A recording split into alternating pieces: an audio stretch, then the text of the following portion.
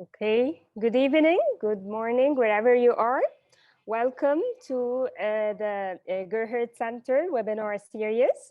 Today we have a very special guest speaker, Coralie Martin.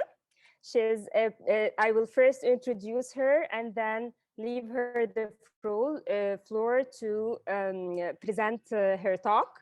And after that, we will open the floor for questions and answers. Coralie, thank you so much for joining us today. We really appreciate it. Thank you. So Coralie is a policy advisor at the OECD Center for Responsible Business Conduct, RBC, where she supports governments and businesses in the promotion and implementation of RBC's principles and standards. Before joining the OECD, she worked as an independent consultant from New York with a range of organizations, including UN agencies, think tanks, and civil society organizations. Focusing on the role of private sector in promoting sustainable development. Previously, she held various positions in finance and management in the private sector in Europe and Asia, including at KPMG in financial audit and advisory and supply chain management. Coralie will lead today's discussion around the ways business and financial institutions at large integrate the RBCs in their investments. So thank you so much, Coralie. The floor is yours. Thank you, Karaman, for the kind introduction. And let me start also by thanking you and thanking the Gerhard Center for the invitation. It's really a pleasure to participate in this very interesting webinar series and to be here today. Should I? So yes, I will start sharing my screen. I have a few slides, so I think it will be easier. Let me let me start doing that.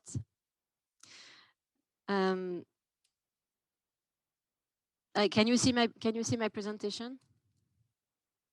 Yes. Yes, all good. Okay. Okay, I can see it now. Can you still hear me and see my presentation? There is a blank screen in front of me. I can hear you, but the screen is not visible to me. I'm not sure if this is for everybody else. Okay, so okay. While my presentation is recharging, I'll introduce a few words about what I'm going to talk about. So thanks again for the introduction. Just to remind, I work at the OECD Center for Responsible Business Conduct.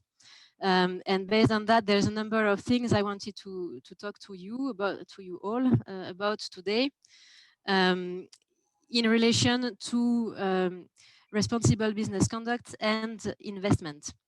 So I'd like to talk about some of the work that we do and mostly introduce some key concepts, some key standards in relation to RBC and investments that I think are important to know in general for anybody who's interested in investment policies, international trends related to investments, anybody who's considering doing business internationally, including perhaps expanding businesses abroad or attracting interest from foreign investors. So there's a number of concepts that we work on at the OECD and more broadly that are important to all of these questions that I would like to present. I will try again sharing my screen and see how that goes.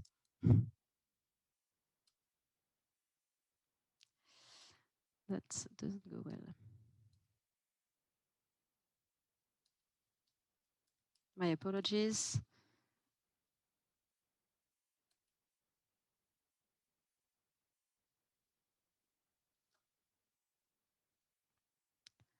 That's always the joys of technology. We are getting better at this, but it keeps happening sometime. At least we have a good connection. So that should work eventually.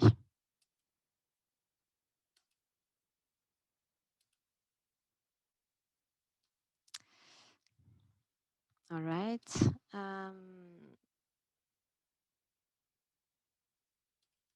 Is it working now? Yes, yes, it is. It is. We can see it clearly. Okay.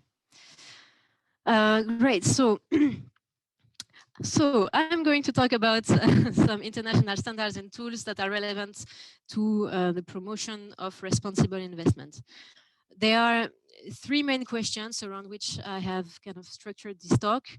Um, the first one is talking generally about why are we even talking about this? Why is business responsibility, responsible business conduct important to consider when we talk about investment in general? Secondly, that's where I'd like to introduce some standards. What are the main OECD? Of course, I'm going to talk about extensively about OECD standards, but OECD and other international standards that really define business responsibility and expectations, I would say, towards businesses and investors. And finally, what does that mean in practice? What is expected from businesses? Are there any concrete steps that they're supposed to take, and what are those? So I already started late because of some technological issues, but I'll try to be relatively concise. We have a few things to cover, and I really want to keep some time at the end for questions and answers, and to be able to interact directly with everybody here. I think that will be a very interesting discussion. Um, yeah, I cannot put it in a slideshow. I don't know if that's okay. So anyway, so before I start getting into the depths of the topic, I'm not sure how familiar everyone is with the OECD. So I thought that would be useful to give a little bit of background about what the OECD does. So broadly, OECD, it's an international organization, multilateral organization, composed of 37 member countries, but engaging more broadly with many countries outside of the OECD. We have the members, but we also work through programs, events, a number of activities with a range of countries throughout the world. The overarching objective of the OECD is to shape policies that foster prosperity, equality, opportunity, and more broadly, well-being for all. The motto of the OECD is better policies for better lives. So that's really what we do, research, data, forum for exchange, acting as a convener, program, with always this objective to promote better policies for better lives. In terms of numbers, the OECD member countries represent about 2/3 of world trade, 45% of the world GDP, and 72% of outgoing FDI flows in 2019. That's important number. In terms of inwards, it's a bit less. I think it's still over 50 to 60%. And OECD also represents dozens of staff, publications, etc., etc. I'm also insisted on these numbers because obviously that means that investment is a topic of interest for OECD member countries, and there is quite some work done in this area at the OECD, and notably, I would say a number of standards on investments that OECD member countries commit to promote and observe, always with the objective to promote well-being, sustainable development.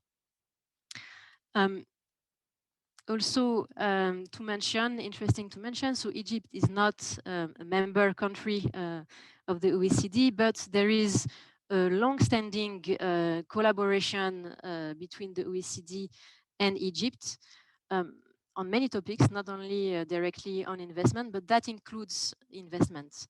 And something quite, I think, important to note already is that Egypt is an adherent to one of the key OECD instruments on investment.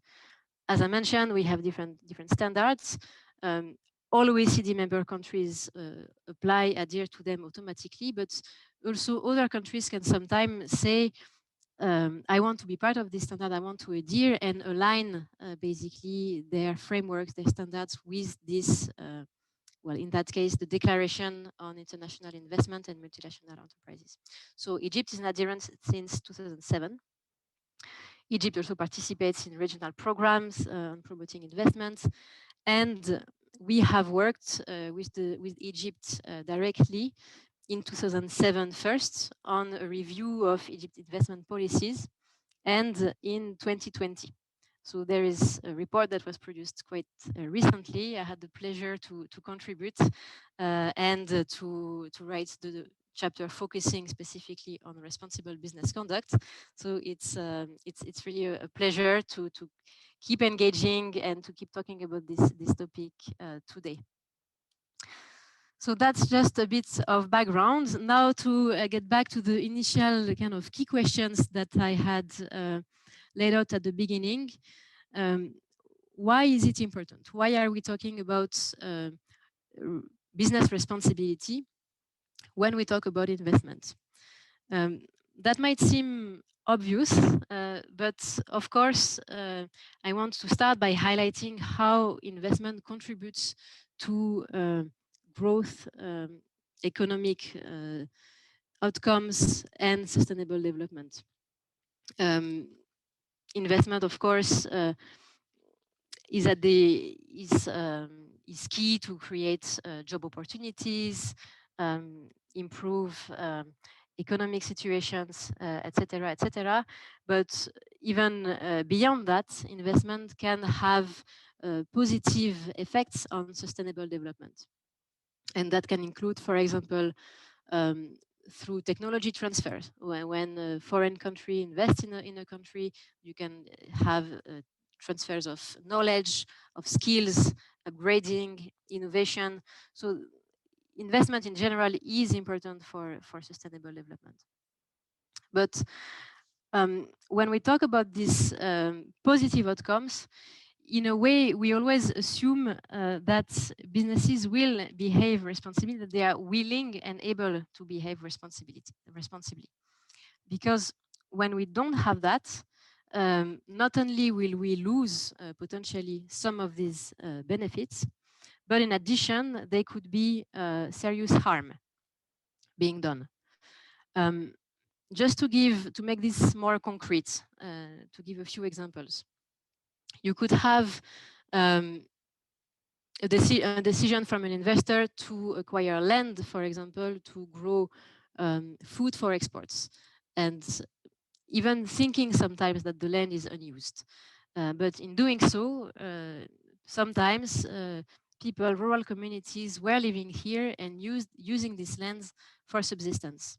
So in that case, the investment, if it's not well done, will have sometimes devastating impacts on communities. You can have other examples on the impact of investments in some commodities on deforestation. You could have multinational enterprises with various branches and sometimes not observing the same labor standards they would observe in their home countries when they operate abroad, and harm being done, for example, for workers. So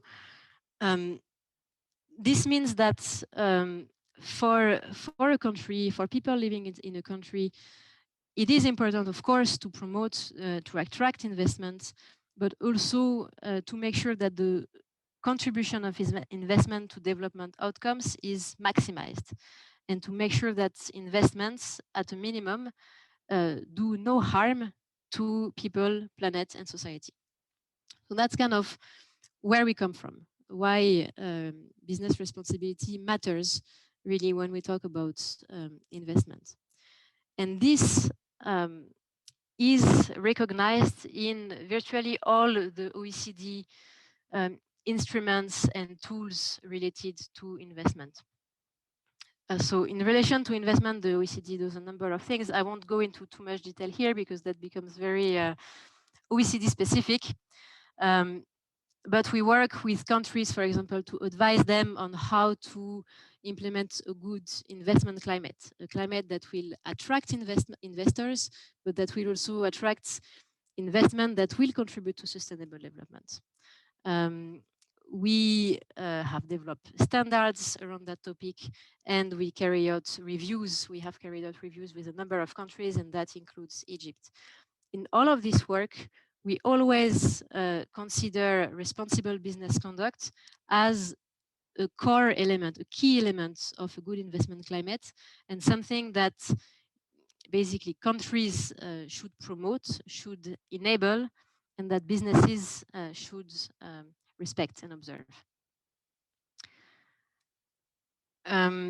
So I've given a bit of this background, why it matters, but I haven't yet said much about what really we mean by responsible business conduct. So that's what I'm going to do now. When we talk about responsible business conduct, we mean basically two things. Businesses are expected, have a responsibility, regardless of the law that is in place in a country, businesses are expected to make a positive contribution to economic, but also environmental and social progress, to contribute to sustainable development. And businesses are expected to do no harm, to identify and to address any adverse impacts that may be associated with their activities. A key element of responsible business conduct is what we call risk-based due diligence. So it means that the responsibility of businesses doesn't stop within the wall, I would say, of the business. It also extends to operations, to suppliers, what's happening in the supply chain, or any business relationship, investees. It means that if a company wants to invest in a project, for example, this company would need to identify and to think about what will be the impact of this project on the environment and on society and on people. So that's how we define responsible business conduct. I won't go into too much detail on that slide because I think I've already been quite clear, but with the notion of RBC, we move away from more traditional visions of, for example, what we would call corporate social responsibility. Sometimes the two terms can be used as the same thing, but really what we are talking about when we talk about RBC is embedding certain concepts into the core operation of businesses. So that means for an enterprise, for let's say a garment factory operating in a time of COVID, what is put in place so that workers are protected and safe and can operate without risk for their health. What is the company in any like investment or any other activities? What is the company doing to think about the environmental impact, whether it's pollution, toxic waste, anything? What is the company doing to identify and manage these risks? Consulting with affected communities, ensuring that they are part of the process. In case harm has been done, what is done to remedy, to provide access, compensation for people who have been affected by these issues. And so in that sense, it is different from, for example, philanthropy.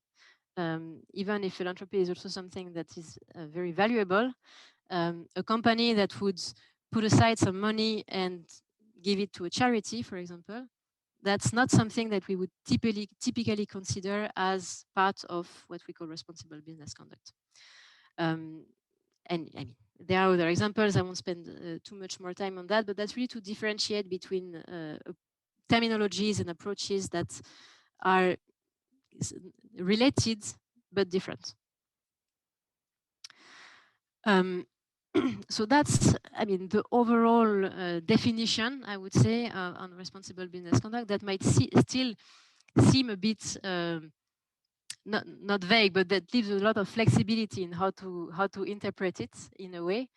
And that's why, thankfully, we have international standards that define really what is expected from businesses. And there's a number. The OECD is home to one of the main international standards on responsible business conduct. And this instrument is called the OECD Guidelines for Multinational Enterprises. So what it does is it covers a range of topics. It's all the areas of sustainability that businesses should be thinking about and considering when they operate. That includes human rights, that includes labor rights, consumer interests, environment, corruption. These are all areas that are relevant to consider for businesses. To date, it's considered as the most comprehensive international standards, laying out expectations related to responsible business conduct. And it's also interesting in the sense that it's backed by government. So the guidelines are actually recommendations that are addressed by governments to businesses. And these governments are those that have adhered to the investment declaration that I talked about earlier. So, for example, Egypt has adhered to the guidelines and committed to promote them and try to implement them in the country. They also have specificities. They come with implementation mechanisms. So for any country that has adhered to the guidelines, there is an expectation to create a government agency that will help mediate between businesses and others when it is thought that businesses have not met their expectations related to responsible business conduct. So that's about the guidelines. So the guidelines, it's one of the main instruments on RBC. It's hosted at the OECD, basically. But there are a few, and there is some people might have heard about the UN Global Compact, ISO 26000. The three main, I would say, international standards that have emerged as really the core ones are the OECD guidelines for multinational enterprises, the UN Guiding Principles on Business and Human Rights, and what we call the ILO M&E declarations. So all of these standards that might sound confusing because we have different standards for the same topic in a way, but it's important to really understand that these standards are all aligned in the sense that all these standards, what they mean to do is to say that businesses should embed and consider responsible business conduct in their core operation, and they should carry out due diligence to assess, identify, prioritize, manage their risks. So that's what I wanted to say as a start in terms of international standards. Now, there are a few developments. It's an area that is really growing, and there has been important developments in recent years in the area of responsible business conduct that affect, I would say, countries and businesses. Any business that wants to do to operate internationally, to participate in global value chains, and to participate in the global economy, which is that all of these standards, for example, if you take the OECD guidelines, there are already 50 countries that have adhered to these instruments. But they are, now you see that translated basically in a number of, through a number of trends. You see a number of consumer demands. People are asking for businesses to behave responsibly and to implement international standards. You see a lot of scrutiny now from governments on how businesses manage their supply chains, how businesses integrate responsible business conduct considerations. You see a trend in legislation. So more and more there are demands, and it's becoming almost an imperative, no longer a nice to have, but an imperative for businesses to implement these standards.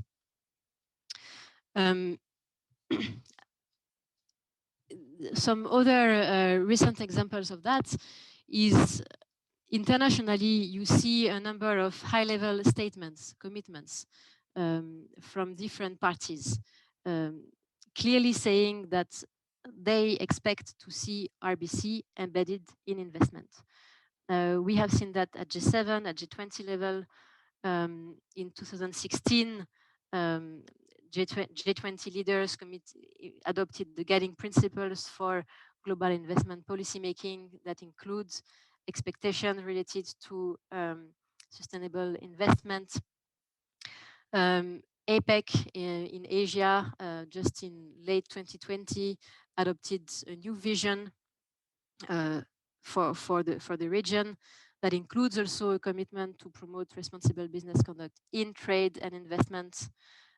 We've seen that in ASEAN. ASEAN has adopted a comprehensive recovery framework that lays out the plans for the region in relation to, just to recover from COVID-19, and includes commitment also towards sustainable investment, citing the guidelines and the OECD instruments on investment. And now something also quite notable is that in many countries, these are becoming laws. These high-level commitment expectations increasingly are being integrated in countries' hard law. And in particular, there is a trend to adopt legislations on due diligence. So what was once something that is considered, that is encouraged by governments to behave responsibly, to carry out due diligence, is now in many countries becoming a law. Businesses have to carry out due diligence and to report on their efforts. And this is the case in France, in the UK, in Australia. There have been announcements that it would be the case also in the EU. And these laws are important to think about because they mean that for any business in a multinational enterprise, for example, operating from one of these countries, this enterprise will have to report on how the risks are managed within the supply chain, which means also internationally. So if you are in a foreign country and you want to attract investments or participate as a supplier in this value chain, now you have to meet these broader expectations if you want to do business with these countries. We see that also in trade and investment agreements. Recently, there was the negotiation of the EU-China investment agreement, and there are also mutual expectations to promote RBC in investment. So these are important trends to keep in mind, because more and more any business that wants to participate in the economy in value chains has to really take this into consideration, be aware of what international standards on RBC are, and take steps to implement them in practice. An additional, perhaps, incentive for businesses to observe these standards is when we look at financial performance. Now, over the years, we have, there's been a growing body of evidence analyzing the relationship between integration of sustainability policies, responsible practices, and financial performance. And recently there was, I think, not that recently, probably 2015, there was a study done taking all the findings from 2000 empirical studies, and we found that in 90% of the case, there is at least a non-negative correlation between, well, let's say responsible business conduct and financial performance. And in the majority of cases, businesses that integrate RBC principles and standards, let's say, perform better, have higher financial performance. So that's also an extra, I would say, incentive to take this into consideration and to embed RBC in core operations and investment decisions. That's also something we saw during COVID-19, and that's quite interesting to note, is that throughout the crisis, when we compared the performance of traditional companies and more responsible companies using the proxy of ESG indexes, typically the ESG indexes performed better. That's something that can be attributed to a number of factors. It's hard to define precisely, but it's very possible to not conclude, but to think that through due diligence and through all of the standards that are promoted, international standards on responsible business conduct, businesses are also able to better manage their risks in general and to be more resilient. And this is something that we've seen. For example, businesses that carry out due diligence that may be better equipped to anticipate risks, to have contingency plans in place in case of business interruptions. They have better relationship with their suppliers. So for all of that, businesses tended to perform better during COVID-19. That's something also to keep in mind in the event of increasing risks, for example, related to climate change and risks that may occur in the future. So in order to be better prepared for that and more resilient, businesses might have also an additional incentive to take all of these recommendations into consideration. I have also mentioned, so I have talked about this, I mean, what RBC means and the different standards. And something I have mentioned is that one key expectation is risk-based due diligence. That is really how businesses can operationalize and implement these key expectations and standards related to responsible business conduct. So what do we mean by risk-based due diligence? This is a process that allows companies basically to identify, prevent, mitigate any actual or potential harm that may occur as a result or in connection with business activities. So businesses are expected to avoid causing or contributing to such impacts, and in the events where they were to occur, to remediate, to provide grievance mechanisms to seize the impact, or to use leverage to influence suppliers or investors in the right direction.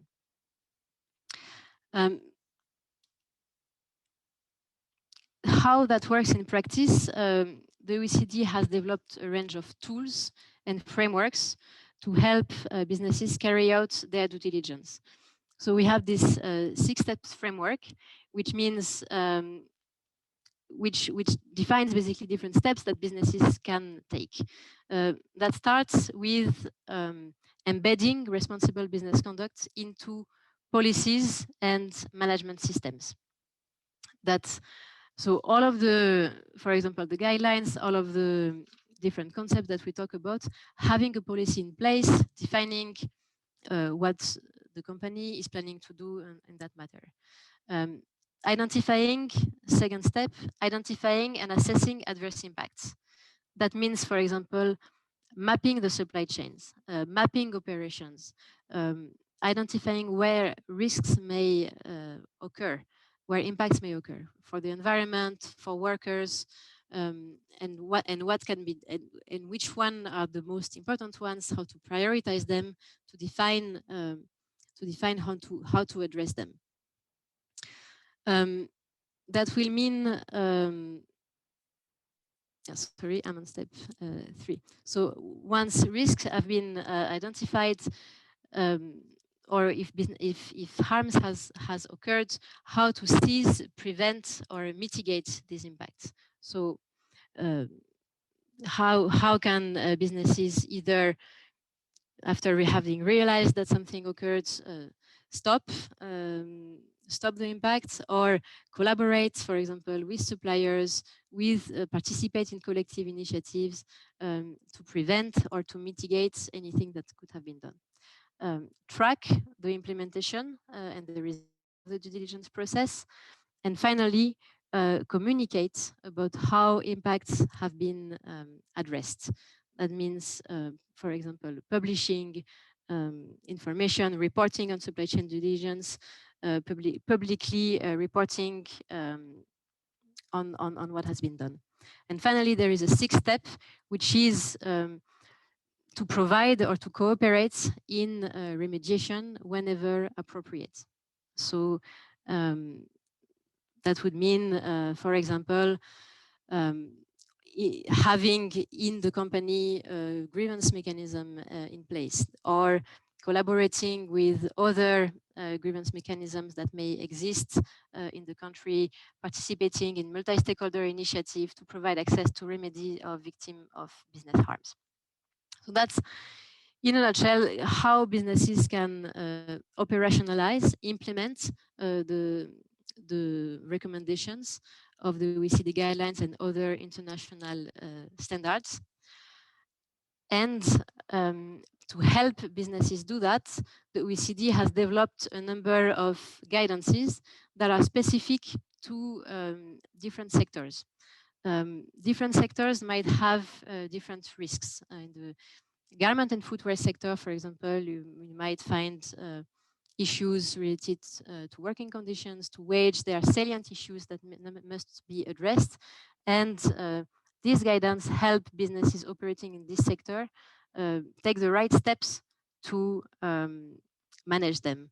There are guidances for agriculture, for minerals, for extractive, and also for institutional investors. There are also additional tools that have been developed by the OECD to support businesses.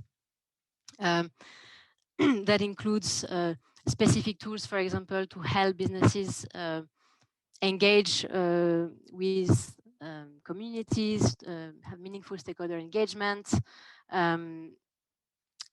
or address specific risks, for example, in relation to child labor or forced labor. So there are also specific topics that may be addressed, and there are a number of tools developed by the OECD for that purpose.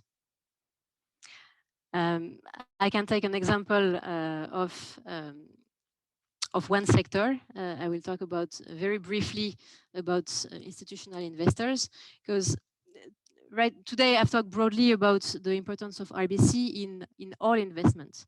That includes, for example, the investment of multinational enterprises. But I know that there is an interest, and it's actually a field that is growing, the integration of RBC in the financial sector, and in investors investing more in portfolios, for example, in banks, asset managers, etc., etc. So we have developed specific guidance for them to define what business responsibility entails for these types of institutions. And there might be specific issues to consider. For example, in the financial sector, often there are already good, I would say, important or solid risk management frameworks in place that could be related to what we call ESG, environmental, social governance. So when this exists, that would be building on existing frameworks. Other considerations, that's just examples because it's a long document, but other considerations could be recognizing the alignment between financial materiality and RBC risks. Often in traditional due diligence, institutions will be worried about risks for them as an institution and what is financially material. And here it's also to say that risks to the environment, to society, to people are important for a number of reasons related to sustainable development, but they also are material to the institution. That's something to consider. And then another example would be to really understand the relationship to impacts. What is the responsibility, for example, of a minority shareholder if an investee has been accused or has actually contributed to adverse impacts. What is the responsibility in that case of the institutional investors, and what steps should be taken? We see a lot of uptake of these types of considerations among practitioners.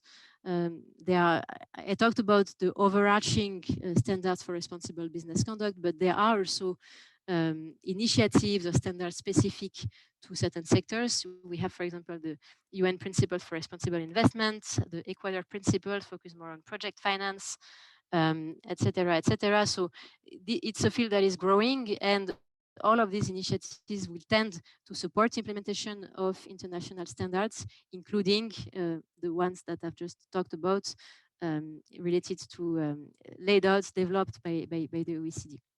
And all of these initiatives generally are aligned and all working towards the same purpose. I will stop there. I'll take questions in case of, and I know that I talked about quite a lot of different instruments. There are additional resources that can be available on the OECD website on responsible business conduct more broadly, on the type of work that we do, on our instruments, the guidelines for multinational enterprises, the different due diligence guidances, as well as, I didn't talk about it in detail, I talked about it very briefly, but the national contact points, which are grievance mechanisms established by countries adhering to the guidelines. So all of this is available on our website for more details. And I'll stop there. And before you go online, I'll be very happy to answer any question.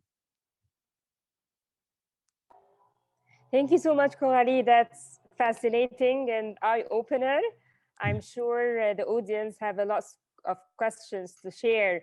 But let me just start. I have a question, and I really would like to hear your thoughts about it before we move to the audience. My question is mainly related to the governance and the associated power dynamics in the ecosystem as a whole. Usually, violations to human rights, environment, and so on, they do not usually occur at the first or the second tier of the supply chain. They are more likely to happen in the fourth, fifth, down the way. And usually, governments in developing and underdeveloped countries are desperate to attract investments. So there might be lenient when it comes to law enforcement and formulation and so on. So how do you manage to encourage governments in such context to implement laws and regulations that underpin the RBCs? Because if the government, I think, if the government does not cooperate, then it's again up to the business or the multinational and their ethical consideration. Thank you. That's a really great question. That's a really great question, and that I think relates to all of these different concepts that we talked about, and the notion of transnationality. That's actually at the core of why RBC and these standards exist. It's the regulations, legal frameworks are not the same in different countries, of course, and we know that. And if multinational enterprises, but not just any business, kind of take advantage of that to operate, in a country and implement and have benefit in a way from poor working conditions, low cost labor, etc. That's where we're starting having issues for the global economy and as a whole. And so that's why these standards are really meant to, in a way, to address these issues and to ask that businesses look at the entire supply chain and themselves are proactive in identifying mapping the supply chain, identifying where the risks are, where the impact occurs, and what they can do to remedy this type of issues, rather than doing the opposite, which would be to let a situation of adverse impact for workers being sustained. So that's kind of at the essence of of responsible business conduct and the key notion of due diligence. Then there is another aspect to it, which is that for countries that have that really have at heart to promote responsible business conduct and to implement strong regulations for responsible business conduct, these countries they actually don't want to see poor regulations or poor business practices happening somewhere else. That's kind of what we call the level playing field, because in a way it would be unfair, countries that have strong regulations and law enforcement systems, they don't want their home companies to be actually in an unfair competitive position compared to countries where the system is not the same. And so that's also why we see more and more, for example, RBC being integrated in economic instruments, in trade agreements, asking that the same type of commitments apply at home and abroad. And that's also to facilitate what we call the level playing field and just ensuring that everybody plays by the same rule. Because when the rules are not the same, it basically doesn't benefit anybody. Yes, thank you so much. The other question is related to the mindset change, which is not easy at all. As you have said, the changes in practices were mainly driven by changes, perception of profit value beyond commercial profit. So I think here comes the role of business schools to prepare future business leaders, at least to incorporate these values in their practices. Do you work closely with business schools to help incorporating the RBCs in their programs? Well, that's a good question. We work closely with businesses themselves, but it's true that that's where our work so far has focused more on working on the one hand with governments to help them reform their investment climate and implement the right policies to promote RBC. And on the other hand, to work with businesses to kind of give them the right tools, develop standards, and help them in that regard. We have worked less, I would say, with business schools, although we do it occasionally, and that's really why it's also a pleasure to be able to have this discussion today. Because it's important. There is, I would say, a mindset shift that is happening in the business community, driven by the different trends that we talked about, by consumer pressure, by the youth at the same time, requesting more that business practices evolve. So it's an important part of the mindset shift. But indeed, we don't directly engage with business schools very much. However, it is part of our instruments to recommend that actually businesses do it too, and that's the links between businesses and business schools and other are strengthened, so that this type of exchange can also happen, and responsible business conduct can be part of both worlds. Thank you, Coralie. Let's move to the audience questions. We'll start by Professor Raymond Sainer, just for the sake of, to make the session more interactive. If you don't mind, just unmute yourself and ask the question.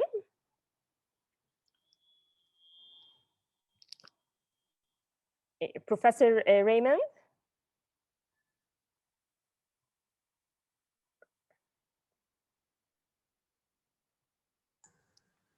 Okay, now it worked. All right, thank you very much. I have a question regarding Egypt's participation in the RBC.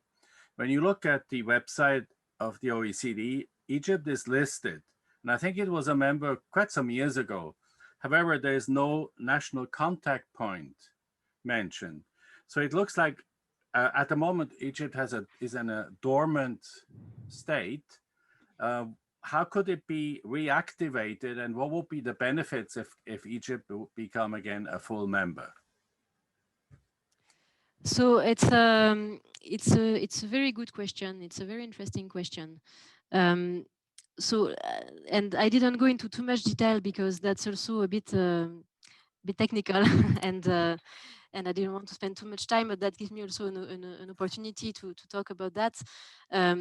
As I mentioned, Egypt is actually an adherent to the OECD Declaration on International Investment and Multinational Enterprises, and that's since 2007. That's important because that means that Egypt has committed to promote the guidelines, so to promote responsible business conduct.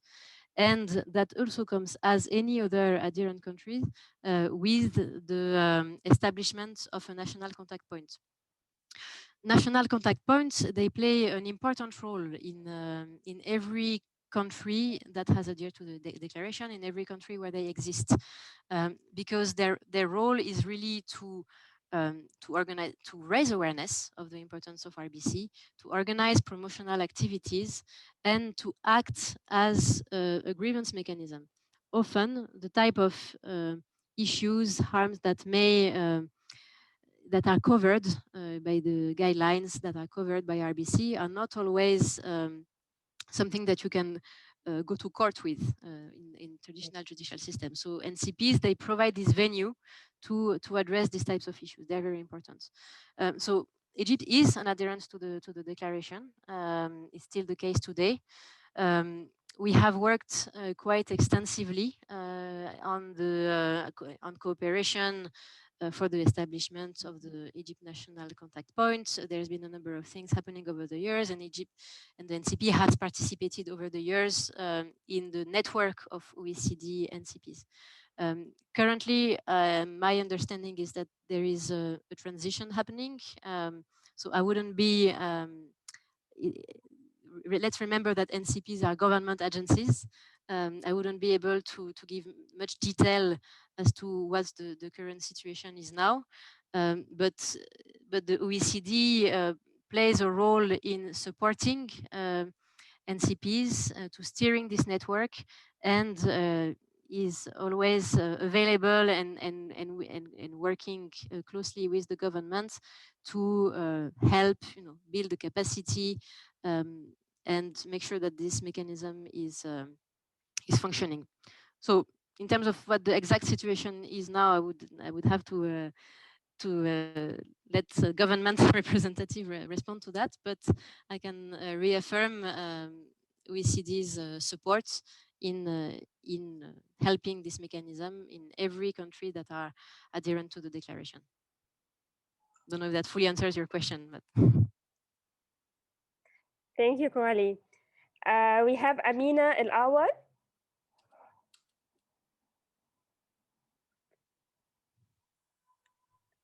Hi, can you hear me? Hi. Yes, we can hear you very clearly. Yeah, I wanted to ask, post COVID-19, I think it's completely different for businesses, and it was like a shock for everyone to continue on with embedding different things to their businesses. So I wanted to ask, in your opinion, what is the biggest difference on embedding RBC like post COVID-19?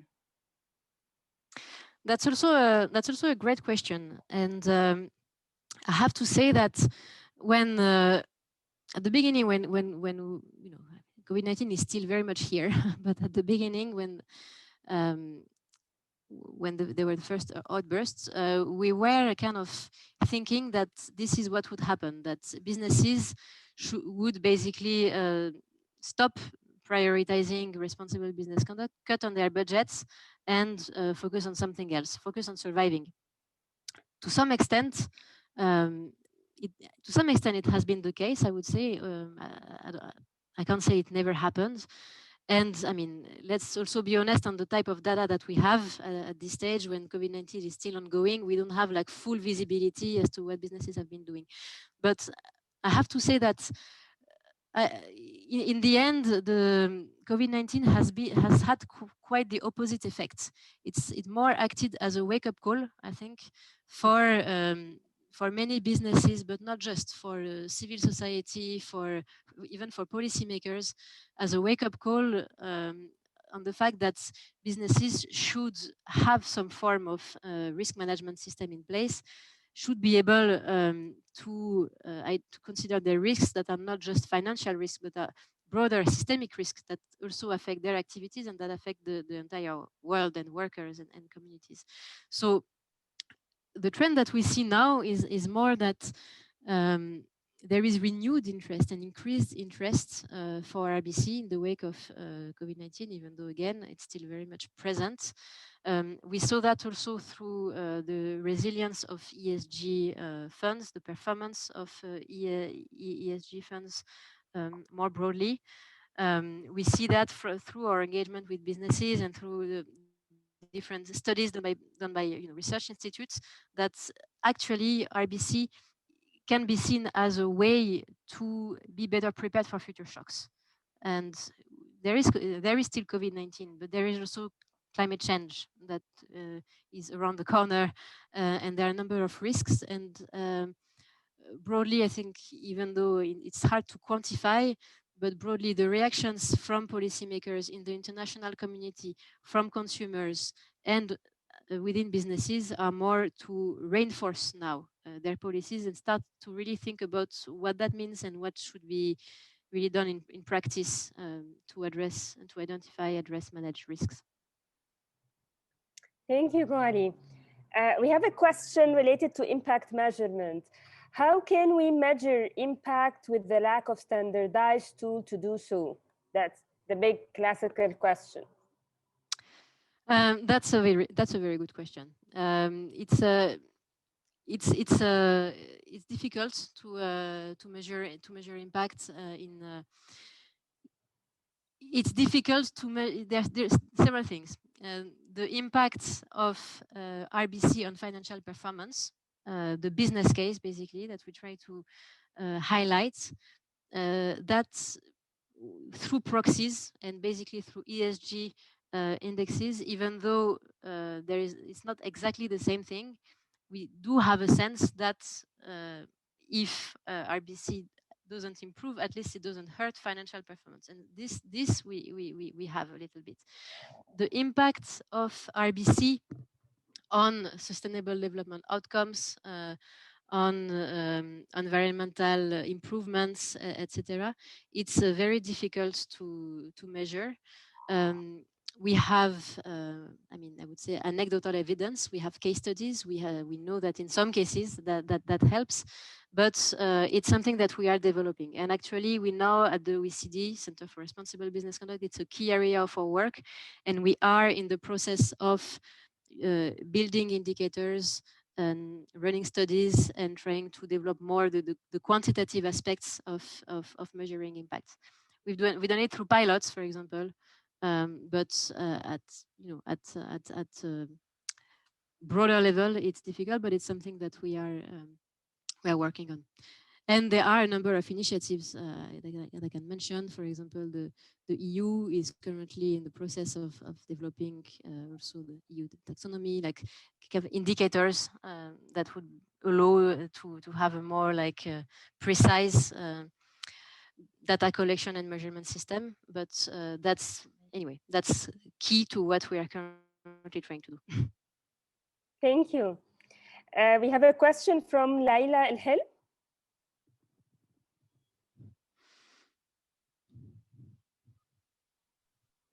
Hi, it was a very nice presentation. Thank you.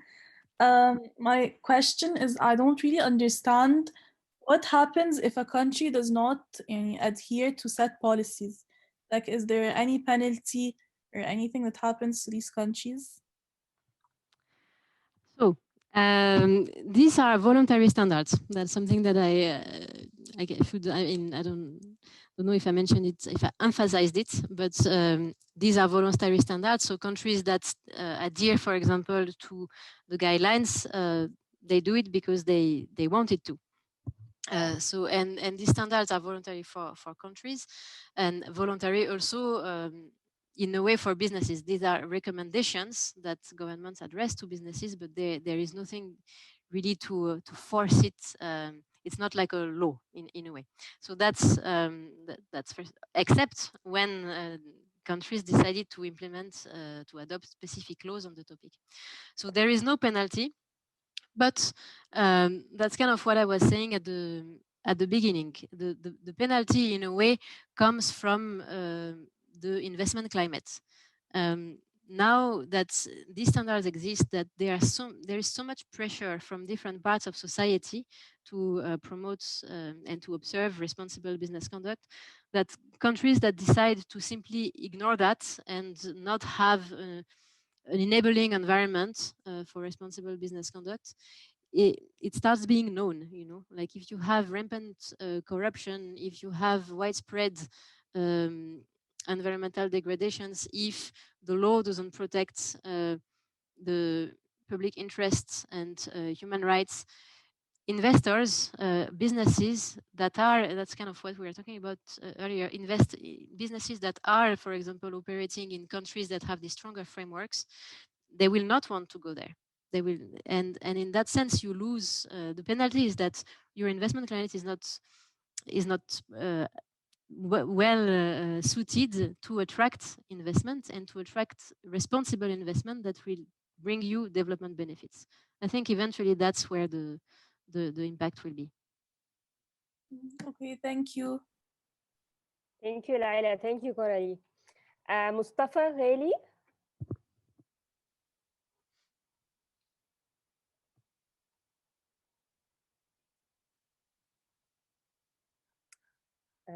Okay, Dr. Ali.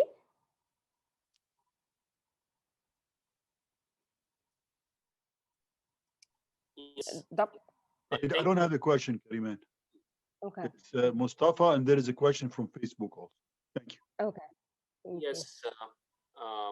Thank you, Coralie, for this very interesting presentation. My question is, private sector is win-driven. You have to show what's in it for them clearly.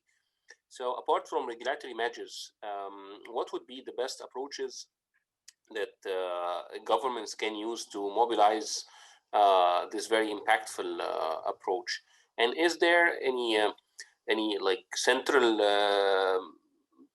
reference or repository on investment institutions, investment opportunities, and the likes of this that are seeking or that are labeled RBC compliant?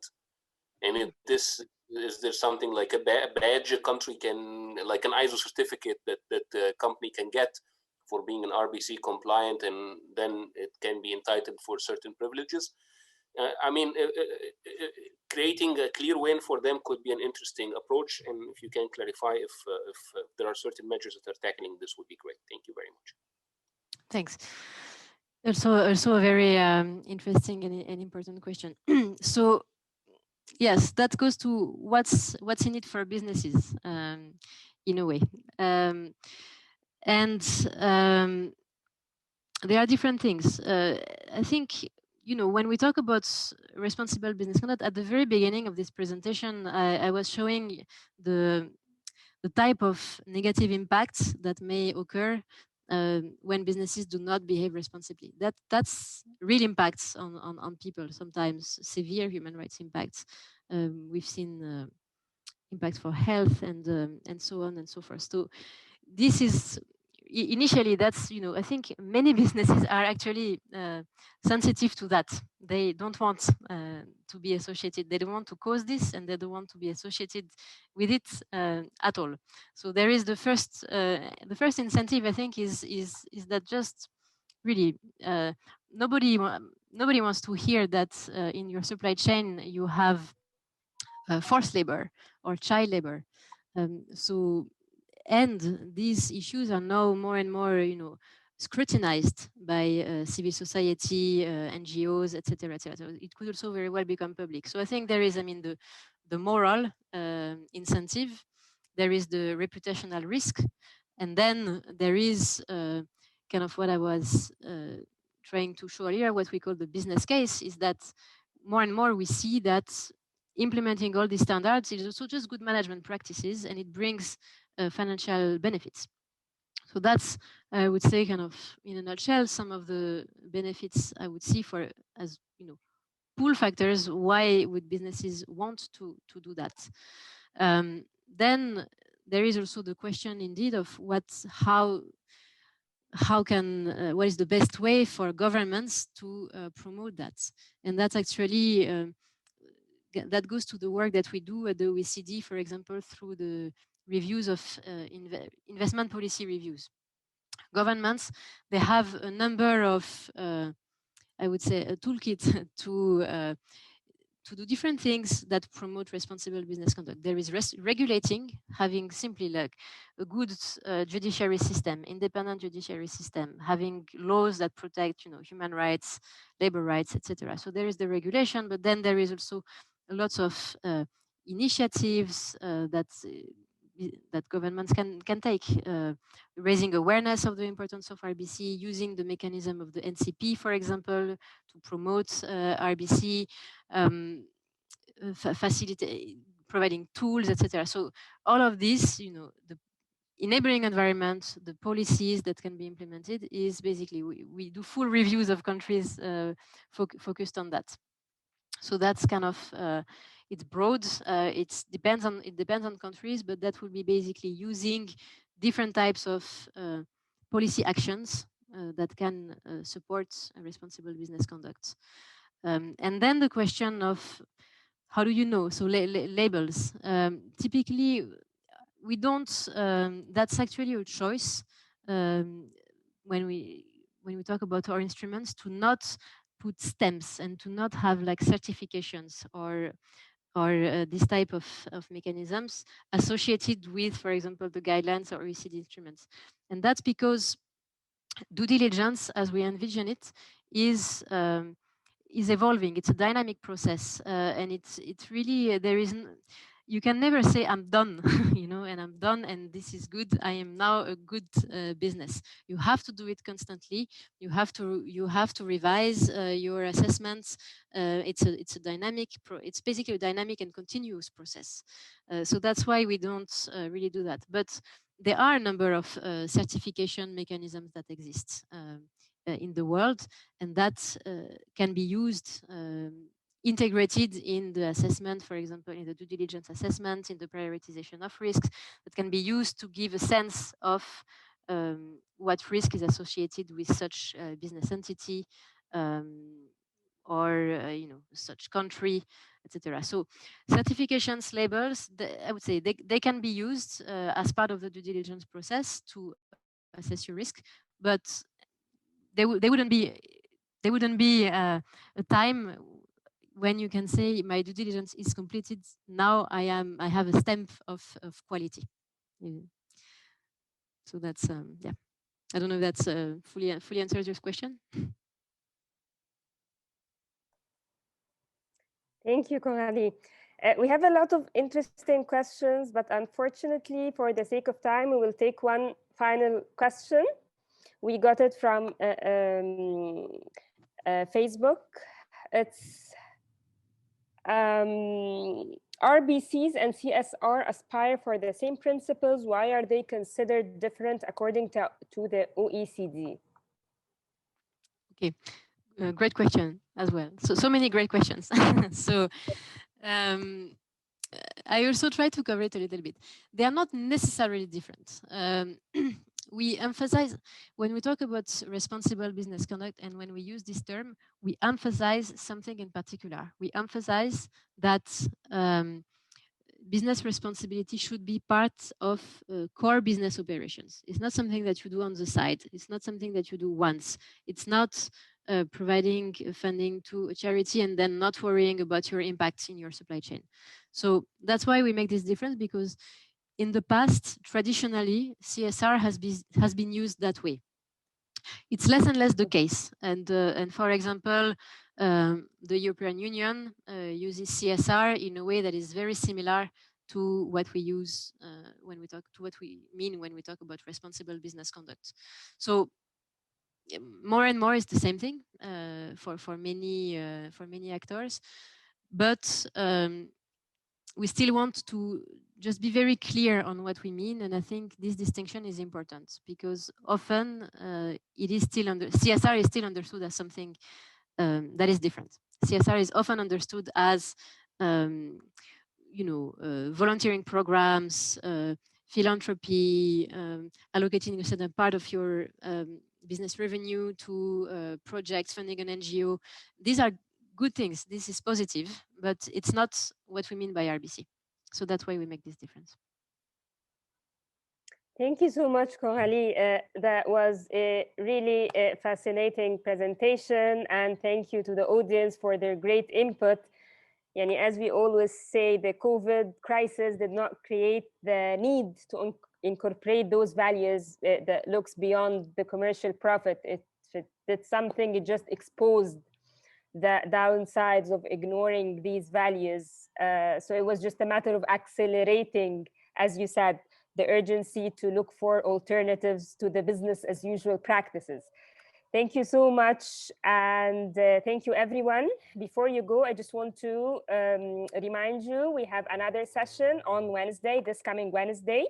Isabelle Raimonsi, she will talk about what is sustainability mindset. It's same time, 7 p.m. Cairo time, so I would like to see you all.